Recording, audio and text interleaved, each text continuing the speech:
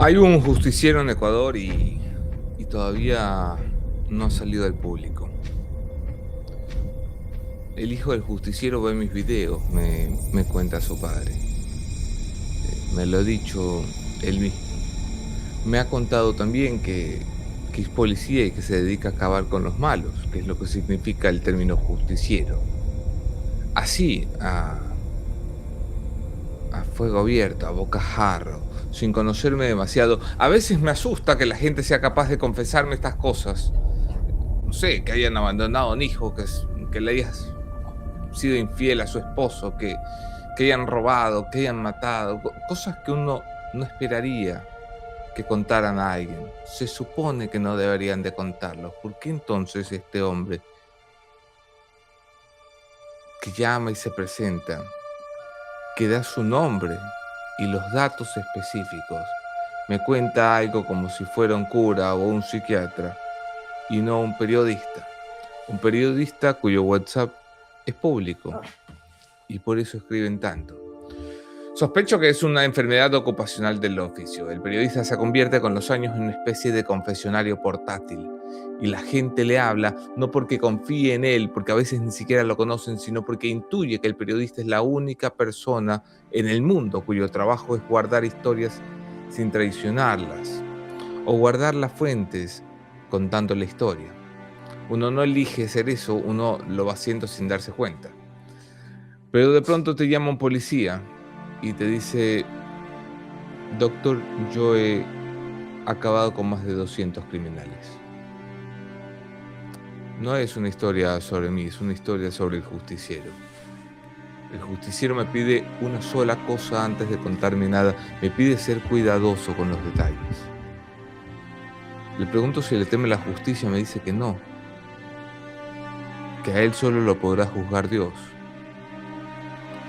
Le teme a que su hijo descubra la verdad. Su hijo, que ya casi es mayor de edad, es su adoración. Y en cualquier momento tendrá que contarle la historia de cómo un policía entrenado para salvar vidas se convirtió de pronto en un hombre que juró acabar con la vida de cuanto criminal encontrara en su camino, en un país que se ha convertido en uno de los más violentos del mundo. Hemos conversado ya en varias ocasiones. Es la quinta o sexta vez, pero aún así me sorprende que sea tan directo en abordar la historia. No me niega ser un justiciero, es más, lo confirma con nombres y apellidos, con nombres de las víctimas también. Las víctimas son todas eh, personas del mundo criminal. Tiene una sola regla: solo acaba con asesinos, violadores y cabecillas del crimen organizado. Se presenta de hecho así: mi nombre es fulano de tal, nombre y apellido, y me puede usted llamar justiciero. Esa presentación genera un montón de problemas para un periodista. El problema es que, como se presenta con nombre y apellido, para confesar no uno, sino muchísimos delitos, deja en mí la tarea de ser una especie de juez primero. Soy yo quien tengo de alguna forma que juzgarlo en su tragedia y decidir si tiene para mí la cara de un policía que está intentando traer justicia a un país que no la tiene, o si es este un criminal vestido de policía, o si es, como suelen ser las historias, una zona gris, porque dependiendo de eso es como la contaré. Lo segundo que me trae es la duda, el escepticismo de que realmente sea lo que dice ser, pero las varias horas que pasamos al teléfono me demuestran, con tanto detalle, con tanto dato, con tanta fecha corroborable, que esta no es sino una historia que tengo que contar para ustedes. No empieza, por supuesto, con este hombre queriendo ser un justiciero. Él quería ser un policía a secas. Lo quiso desde chico, me dice. Desde que veía películas de detective y de acción.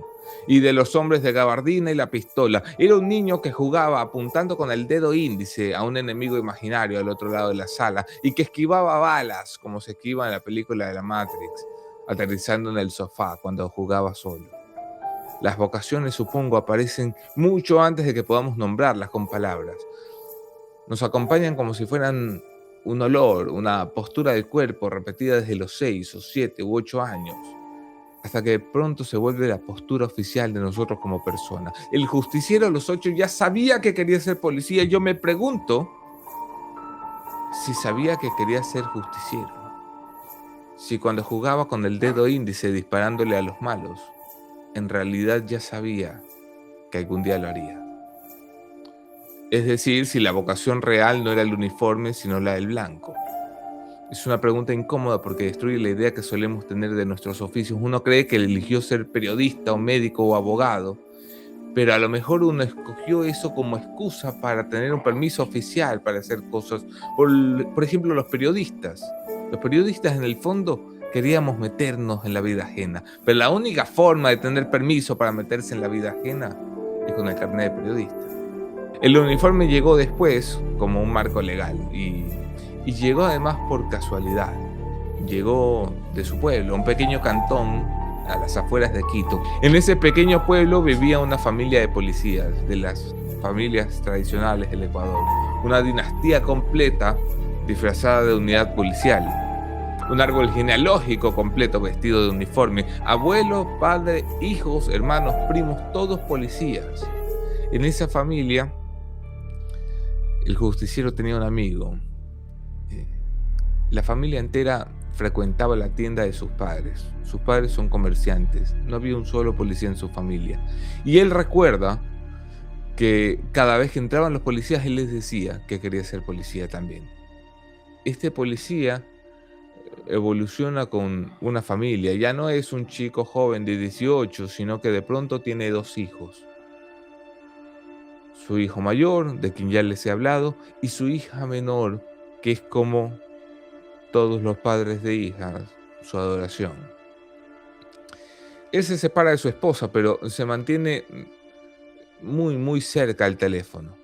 Se dedica religiosamente a su oficio y lo único que trae luz a la monotonía del oficio son las llamadas de cuando en cuando que le dicen cosas que traen alegría a los hombres divorciados. Los hombres divorciados esperan con ansia esas llamadas porque en la soledad de sus vidas lo único que trae color son las voces al teléfono que la actualizan. Esperando una de esas llamadas es cuando esta historia de verdad empieza. Es esa llamada, esa maldita llamada, dice él. Está en su memoria porque es una tragedia. La memoria y la tragedia van de la mano. Nunca se olvidará de la llamada de esa tarde porque los días sucios y oscuros de nuestra existencia no se olvidan nunca. La tristeza y la memoria son buenos amantes. Se buscan, se juntan, se abrazan y se quedan juntos para siempre. Para siempre. Por eso el justiciero recuerda la llamada. En la memoria del justiciero, esa tarde, el teléfono suena y le hacen saber: la nena está bien, pero ha pasado algo. Eso significa que tiene que haber sido algo muy malo. La gente que te intenta calmar es la gente que tiene las peores noticias para dar. ¿Cómo que bien? O sea, está viva, le dicen. Está viva. Yo no creo que hay palabras más indeseables para un padre. Es muy loco porque en teoría es una buena noticia. Está viva, debería de ser una celebración. Pero ninguno de nosotros se lanzaría a celebrar. Ninguno de nosotros. Está viva es la peor de las buenas noticias posibles. La que confirma que se ha salvado por poquito de algo terrible. La que revela sin decirlo toda la lista de otras opciones que estuvieron sobre la mesa un minuto antes. Le dicen que su hija está viva en el hospital, que ha sobrevivido a un brutal ataque, que estará más o menos consciente mañana por la mañana, que ha contado en un momento de lucidez que fue un ataque sexual perpetrado por un grupo de muchachos.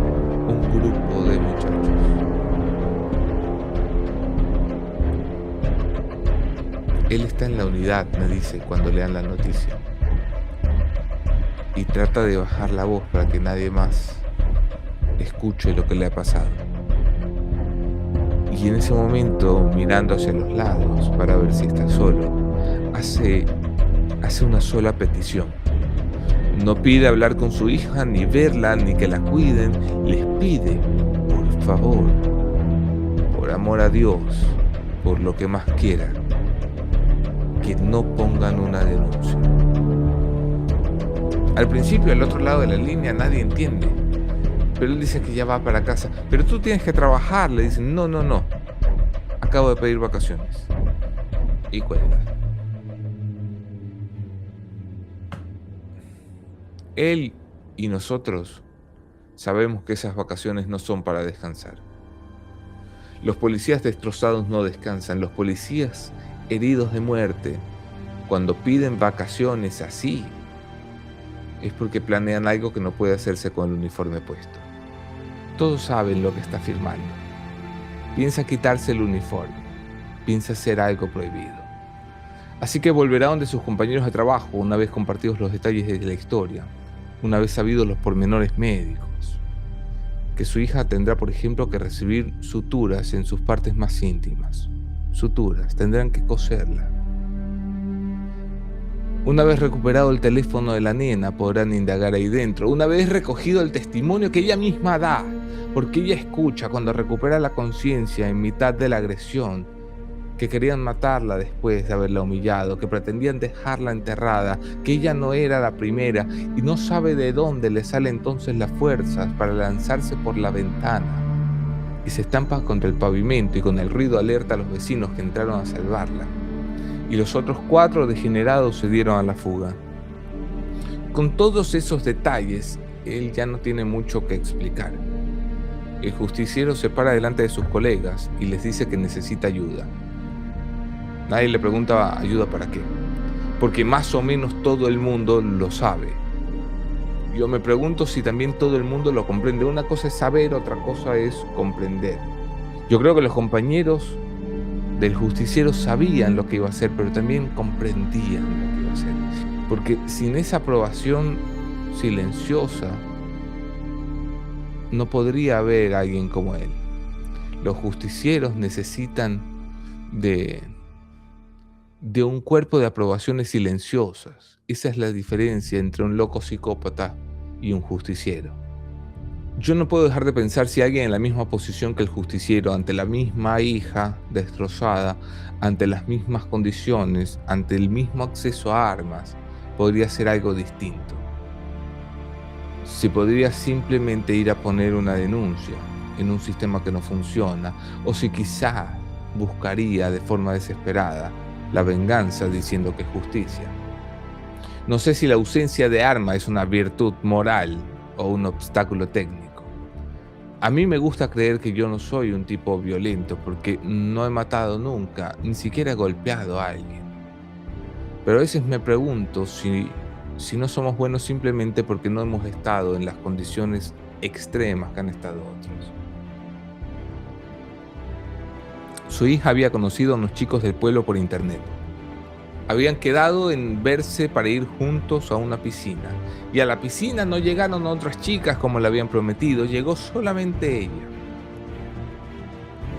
La intentaron invitar a tomar, pero ella se resistió y entonces a punta de violencia que incluyó cortes con una botella abierta, la metieron en el carro y se la llevaron a una casa abandonada donde lo ultrajaron. Que cree que la sociedad está enferma y cree que él también en cierta parte, en cierta forma, está enfermo. Se culpa por haber sido policía en lugar de panadero o taxista, porque ahora tiene que cargar con lo que les estoy contando. Él sabe hoy que es un ataque de ansiedad, un ataque de pánico, me dice. Yo le digo que soy el campeón mundial de los ataques de pánico, pero ya habrá momento para que hablemos de eso, porque en el momento en el que estamos es en el que buscan a los 4 degenerados que atentaron contra su hija. La policía de la zona a las pocas horas vuelve con una llamada, no a los días o no a los meses como pasaría con una investigación formal, a las pocas horas. Lo llaman y le dicen: comando, los tenemos ubicados. Del otro lado del teléfono, la voz corta, sin adornos, con el tono neutro que aprenden los policías de inteligencia cuando se les ordena informar sin mayor sentimiento. El comando escucha y anota mentalmente. Nada de esto se deja por escrito. Él no pregunta más. Al colgar se queda con el celular en la mano unos segundos y su cabeza empieza a armar el mapa. La casa, las horas, los cuerpos que entran y salen, toda la logística que tiene que haber por adelantado. El equipo se traslada, hace una ronda de reconocimiento, como si fuera una operación normal. El justiciero saca del baúl del carro un dron chino que ha comprado en Amazon hace 2 años, $1.500 de su propia plata, no la del Estado. Los policías en el Ecuador trabajan muchas veces con sus propias compras, porque el Estado no les da ni siquiera gasolina. Les da el uniforme, les da fusil viejo, una radio que a veces no funciona y unos chalecos caducados. Todo lo demás lo empiezan a pagar ellos, incluyendo por supuesto los pinchazos, los software de rastreos. El dron se levanta sin ruido a 30 metros de altura y empieza a barrer la casa por encima. En la pantalla de control, debajo del techo de zinc, al borde de la ventana, se ven las sombras que se mueven dentro. Y el justiciero mira la pantalla como si estuviera viendo una película que ya sabe cómo termina. Es de noche, es un pueblo pequeño en Pichincha, en la ruralidad. En la ruralidad no pasa un carajo cuando se acuesta el sol. La gente está en su casa, punto.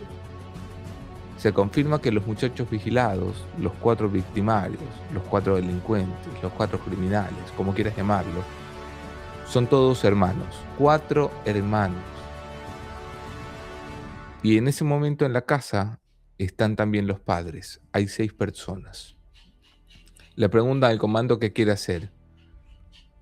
Le preguntan solo lo suficiente, porque nadie pregunta demasiado, porque nadie quiere cargar con los detalles. Si uno está dispuesto a hacer preguntas, está dispuesto a cargar con las respuestas.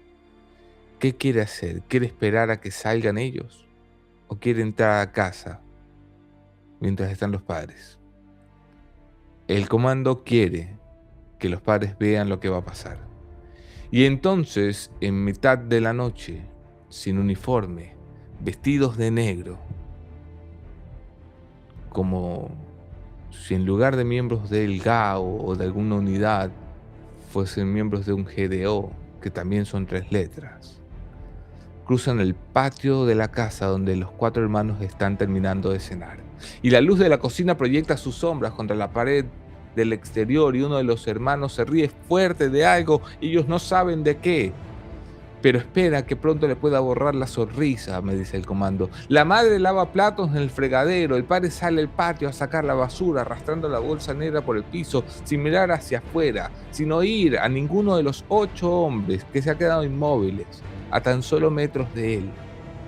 Y deja la bolsa junto al portón y se rasca la nuca y sin mirar demasiado vuelve a entrar y cierra la puerta.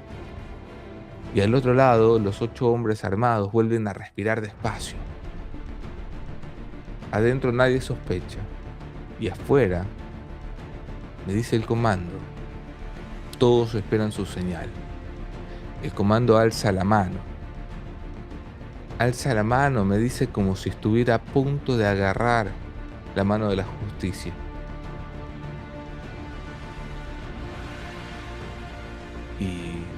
Y cuando entran a la casa todo sucede como si fuera una operación policial. Tumba a todo el mundo al suelo, las caras tapadas, así que la familia lo primero que se piensa es que se trata de un robo. Los revisan, no van armados. Nadie habla durante 20 minutos. Ninguno de los policías, ninguno de los que están encapuchados como delincuentes se atreve a decir una palabra. Están todos callados esperando a que el comando, quien luego será justiciero, hable por fin. Parece como si él, delante de la escena, no estuviera del todo seguro. Mantiene a las víctimas allí, en el suelo, esperando que el comando tome la decisión que al parecer todavía no ha tomado. Si la ha tomado, se ha arrepentido. 20 minutos es una eternidad cuando alguien te tiene apuntado con un arma. Yo le pregunto si lo hizo a propósito. Me dice que no. En ese momento está pensando si vale la pena, porque después de ese día no habrá marcha atrás y él lo sabe. Se podrá arrepentir para siempre, podrá incluso rogar por disculpas, podrá buscar perdón divino, pero nunca jamás dejará de ser alguien que apretó un gatillo contra un hombre desarmado. Claro, no es un hombre, es una bestia, repite. Es un tipo que ha violado a su hija, son 4. El comando trata de omitir algunos de los detalles. Yo insisto en que me los dé. Tal vez él se está cuidando. Es raro porque en el fondo él quiere más que yo que se publique esta historia, la suya. El dedo índice está sobre el gatillo y él finalmente habla. habla porque se acerca a los padres y les dice: vengan, señores, y se los lleva a un cuarto conjunto, junto a la sala. Allí les dice que son policías. Sus hijos son unos demonios, les dice. Sus hijos acaban de violar a una niña. Esas son las palabras: sus hijos son unos demonios. A mí me encanta la descripción porque me parece muy religiosa y me apunto a la libreta preguntarle si es religioso. Allí son esposados, allí son encerrados los padres, porque el comando ha decidido que, contrario a su primera intuición, un padre nunca debería de ver lo que está a punto de ocurrir. Son 4 chicos entre 16 y 26 años, 4 hermanos, 4 delincuentes, 4 agresores. El mayor de ellos, que es el líder, intenta negociar con la policía, que todavía no sabe que es policía. Les dice que ellos son amigos de fulano, les dice que ellos les pueden ayudar, les dice que ellos pueden ser leales, les dice que pueden conseguir dinero, les dice que pueden vender drogas. Intenta de alguna forma convencerlos de que los dejen con vida, pero ve que no lo logra y entonces llora. Lloran todos. Lloraban como niñas, como niños, me dice el comando. Como si estuvieran realmente arrepentidos. No sabían de qué, pero arrepentidos tal vez de todo lo que habían hecho. De hecho, el mayor de ellos llora tanto que se atreve de rodillas a decir: por favor, yo tengo 2 hijas esperándome en casa y esto me dice el comando, le revienta la cabeza. Le revienta que quiera jugar a la carta del padre abnegado, que además es padre de hijas. Yo le pregunto si antes de hacer lo que todos sabemos va a terminar siendo, dijo algo. O sea, a mí me parecería incompleta la historia si él hubiese simplemente apretado el gatillo. Y él me dice que sí, que él se quitó la capucha y que le dijo: quiero que me veas. Yo soy fulano de tal. Soy el padre de la niña que acaban de violar esta semana. Ellos claro que se acordaban, le dijeron que lo lamentaban, que de verdad lo lamentaban, que estaban arrepentidos, que estaban drogados, que no querían hacerlo. Pero el comando les pregunta si es la primera vez y ellos lo niegan. Los otros 7 entonces, con unas cuantas patadas, le sacan una confesión: ha habido otras chicas, no saben cuántas, tampoco preguntan. Porque allí es tal vez donde se instala una premisa que me contará luego, la que justificará muchas de sus acciones, la visión utilitarista, con la que me dice: mira, Boscán, así me llama, mira Boscán, por cada violador que me llevo yo le estoy salvando la vida a 25 chicas. Por cada sicario que me llevo yo le estoy salvando la vida a 50 personas inocentes. Por cada extorsionador que me llevo yo le estoy salvando el negocio a más de 100 personas. Lo que me dice me queda rebotando mucho tiempo en las delgadas paredes de mi pequeño cerebro y me asusta porque me hace sentido. Me da miedo que me estén convenciendo de que es correcto dejar que un policía y no el Estado decida quién vive y quién muere. Me asegura que con las armas clandestinas que tienen para no contaminar las oficiales, los liquidan uno por uno, dejando vivo al mayor para que sea el último. 34 segundos. Es menos de lo que dura un semáforo de intersección en Toronto. Y él, el mismo que había rogado por clemencia, el que había llorado, el que cuando me contaron la historia estuvo a punto de convencerme de que merecía quedar con vida, entonces mira al policía que ha liquidado a sus hermanos y que está por liquidarlo. Y le repite: tengo 2 hijas que me esperan en casa. Pero esta vez le agrega: yo a ti te espero en el infierno. Cuando a mí me lo cuentan se me quita toda la pena que pudiera sentir por el tipo. Supongo que así funciona, que uno en realidad siente solamente pena por la gente que lo vale. Y me queda claro entonces que no merece mi pena. Voy a dormir muy tranquilo después de que me han contado esta historia, me digo. Ese día se irán de la casa dejándole a los padres la amenaza expresa de volver por ellos si hacen ruido, si cuentan lo que pasó, si mencionan a la policía. Les dicen que ellos son la policía. Le pregunto por qué los dejaron con vida, qué fue lo que pasó por sus cabezas, si lo conversaron o no. Nada de esto se conversó, me dice.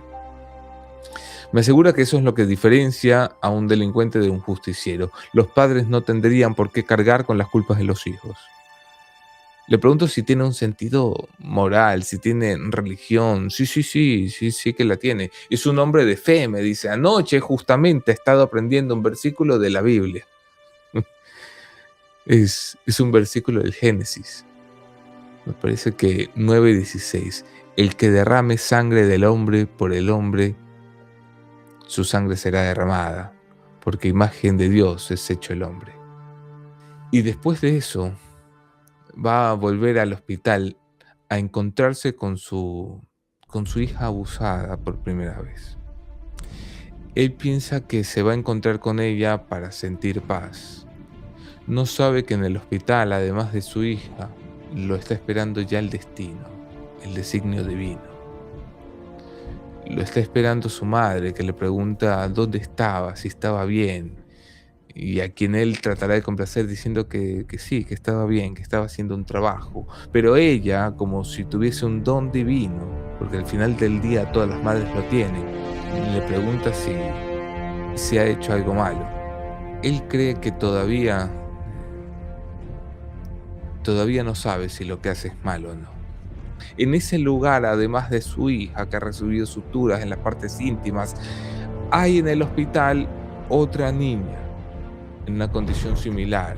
Ha sido víctima de crímenes espantosos, víctima de violación en un país donde demasiadas mujeres lo sufren. Es tal vez la primera vez que se le ocurre la idea de que ella también merece justicia.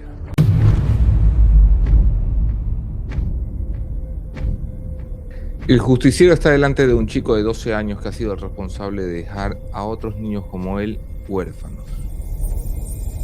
Está en una casa abandonada, hasta donde el escuadrón justiciero lo ha seguido pensando que en realidad están detrás de un criminal común, no de un niño. El chico tiene una de las manos metidas en los bolsillos de una chaqueta que le queda grande, como si alguien lo hubiera comprado pensando en el año que viene. No llora. Mira al suelo del mismo modo que miran los que ya saben antes de que se los digan que algo malo está por pasar. ¿Qué hace? ¿Qué harías tú? Porque sea cual sea la decisión va a acompañarte durante mucho tiempo. Estaba sin dormir, sentado en el borde de la cama, cuando su esposa le preguntó por lo evidente ¿qué te pasa? Y antes de que él pudiera esquivarla, ella se respondió a sí mismo, no, a ti te pasa algo. Él le dijo, tengo algo que contarte. Y entonces le echó esta historia que yo he resumido para ti. Y le contó todo. Cómo el crimen contra su hija lo terminó convirtiendo en vengador. Luego todo lo demás, pero con mucho detalle. Cada uno de los crímenes. Yo le pregunto qué hizo su esposa. Ella le dijo que lo que él hacía no estaba bien. Pero que en un país como este, en unas condiciones como esta, solo Dios podía tener la última palabra. Así fue como al día siguiente y de la mano, como un niño a la escuela, lo llevó hasta la iglesia, donde el justiciero aprende versículos de la Biblia. Yo no sé si a él le han enseñado uno para repetir en las noches malas. Cercano está Jehová a los quebrantados de corazón y salva a los contritos de espíritu. Su madre se enteró también y le pidió que dejara a la policía. Él no me da la impresión de ser un tipo malo. No creo que disfrute lo que hace. Lo digo por sus detalles. Porque casi no le gusta darlos. Cuando hablo con la gente mala, es muy difícil callarlos. No dejan de hablar todo el tiempo de cómo era el crimen, de cómo lo hacían. En cambio, él se guarda mucho. Me asegura que hay reglas. No insultan, no disfrutan, no graban. Simplemente, y usa esta palabra, limpiamos, dice. es que nunca se podrá abarcar lo que en realidad representa el término. Es una palabra que no alcanza a describir la situación. Yo le pregunto, ¿qué cree él que le diría a Dios? Digo, tú eres creyente. Mañana se te acaba la vida, te encuentras cara a cara con Dios, ¿qué crees que te dice? Él lo medita un rato, me parece impresionante porque significa que entonces no lo ha pensado hasta ese momento. Si de verdad lo hubiera pensado, no tendría que pararse un rato. Cuando consigue la respuesta vuelve a mí y me dice, yo creo que me castigaría. Yo ya estoy condenado. Estoy enfermo, pero más enfermo está este país. Pero más enfermo está este país. Me resuena lo que dice. Me parece que es la razón por la que en realidad estoy contando esta historia. Porque es la muestra última de la degradación. Le pregunto si le da miedo ir a prisión. No le da miedo, no le da miedo. No le da miedo tampoco los juicios de derechos humanos. Iría contento a prisión. Le da miedo, y así empezamos esta historia, que su hijo se entere de la forma inadecuada, porque su hijo sueña con ser policía. Ayer me ha mandado unas fotos y videos de su hijo. Está bastante grande y ha escogido como profesión seguir los pasos de su viejo, como policía me refiero. No tiene edad para hacerlo, pero ya entrena o practica o estudia o cualquiera que sea el verbo que utilizan los policías para estas cosas. Él es un padre orgulloso. No se lo pregunto, pero debería habérselo preguntado. ¿Qué pasaría si también su hijo decide seguir sus pasos como un justiciero? ¿Estaría igual de orgulloso? ¿Lo acompañaría, lo alentaría, lo desaconsejaría? Le pregunto también hasta cuándo lo hará y me dice que probablemente hasta que la vida le dé o hasta que lo jubilen, lo que pase primero. No tiene ninguna intención de parar y tiene una lista larga de alias a los que va a buscar en Manabí, en Los Ríos, en El Oro. Está muy pendiente de estas publicaciones y suele escribirme después de que se hacen públicas en TikTok, porque de hecho es la única red que utiliza, TikTok. Si supieran los creadores de TikTok para lo que se utilizan las redes en el Ecuador, se caerían de espaldas, ¿no? Mucha gente de hecho me escribe por allí. Estoy sorprendido de la cantidad de gente que me escribe a decir si los puedo poner en contacto con el justiciero. Estoy sorprendido de la cantidad de gente con sed de justicia o de venganza. Disculpen la redundancia. Uno me dice, yo también tengo una hija que merece justicia. ¿Qué se supone que le diga yo? Dejo en visto la mayoría de mensajes, no puedo ponerlos en contacto. Eso va mucho más allá de lo que me está permitido hacer. Hay mucha gente gritando auxilio, solo que no tiene a quién gritárselo. Es un país donde el oído del Estado parece estar demasiado lejos como para escuchar. Él es feliz haciendo ese trabajo. Trabajo que no siempre termina adecuadamente, porque sí, el niño de 12 años con el que empezamos esta última parte fue puesto en libertad. Es decir, nadie pudo contar cuántas vidas se salvaban esta vez. Esa ha sido la historia del justiciero. Es la historia real de un policía real que contactó a la Moni y luego accedió a conversar conmigo. Y hemos decidido cambiar algunos detalles o modificar algunos escenarios para proteger y preservar su identidad. Yo soy Anderson Boscan. Gracias por ver mi programa.